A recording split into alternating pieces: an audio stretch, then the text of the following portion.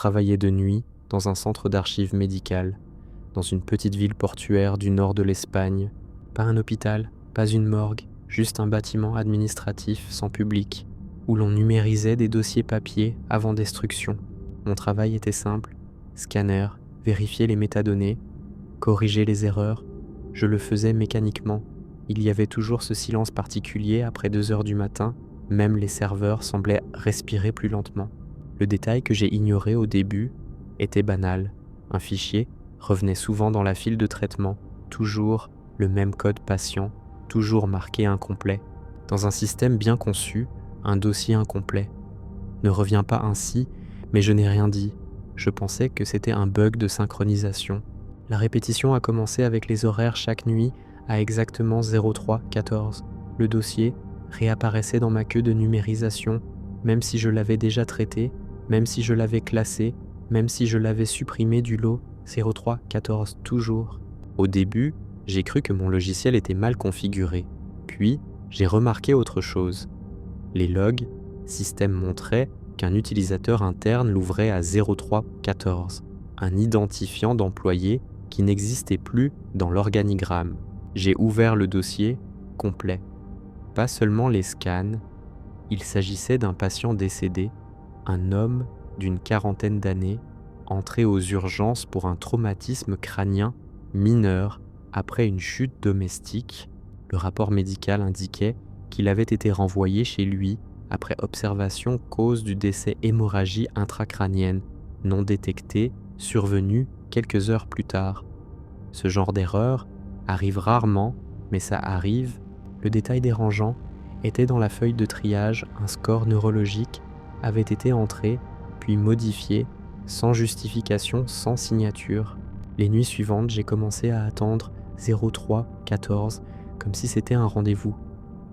Le dossier revenait, mais avec de nouvelles annotations, pas des scans, des champs textes, ajoutés après coup.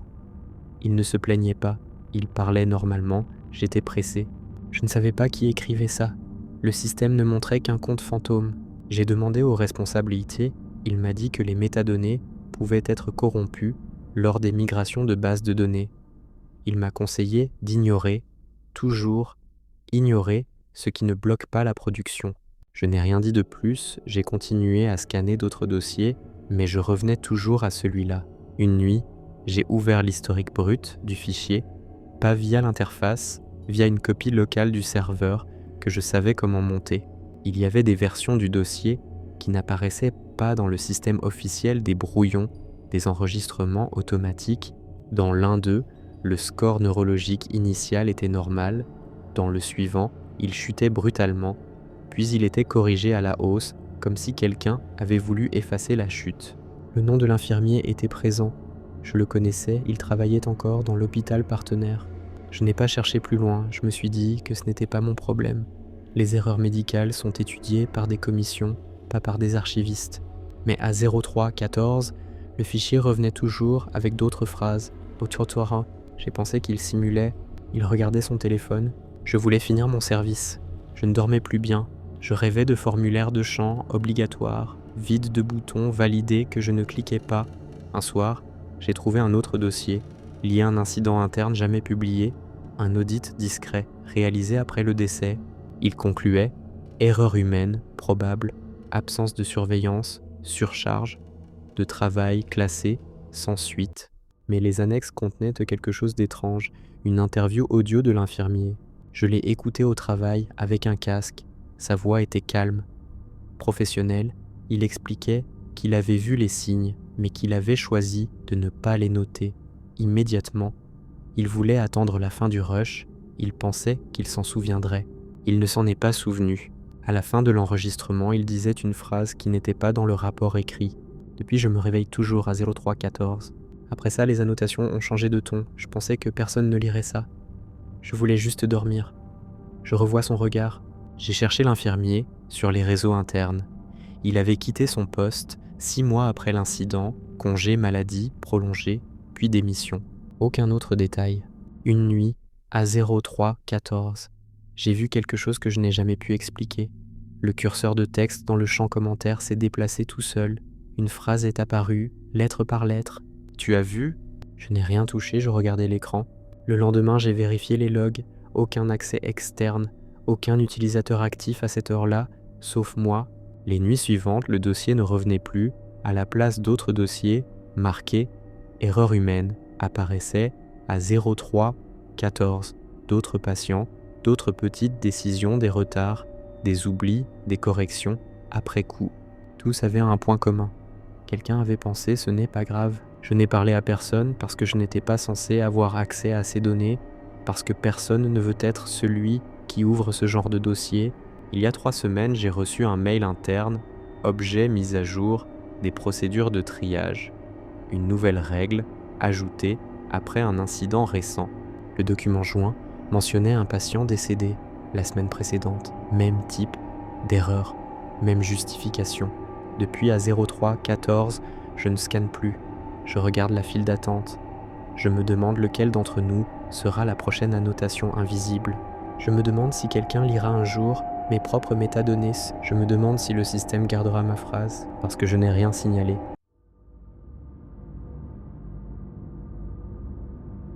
Je travaillais comme contrôleur dans une petite tour de surveillance ferroviaire dans l'est de la France, une cabine isolée au milieu des rails où je surveillais les signaux et les passages à niveau pour éviter les collisions.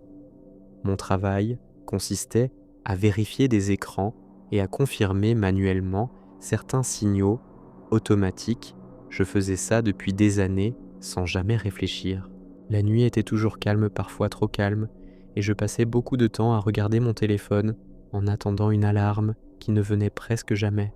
Le détail que j'ai ignoré était un clignotement léger sur l'un des écrans, un signal secondaire qui passait du vert au jaune pendant une fraction de seconde, puis revenait au vert. Je pensais que c'était un bug du vieux système parce que ce poste n'avait pas été modernisé depuis longtemps.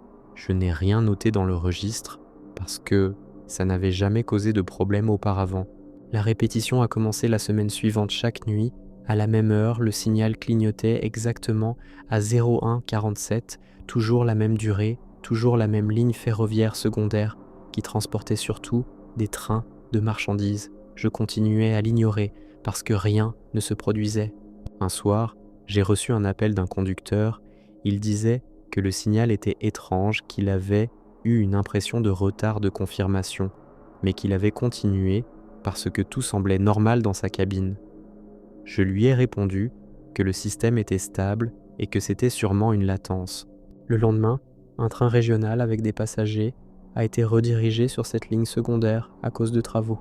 Je l'ai vu sur l'écran, j'ai vu le clignotement à 01:47, mais j'étais en train de remplir un formulaire administratif obligatoire avant la fin de mon service. Je me suis dit que je vérifierais après. Il y a eu un choc frontal avec un train de marchandises arrêté sur la voie à cause d'un signal mal interprété par le système. Une personne est morte, un étudiant qui rentrait chez lui.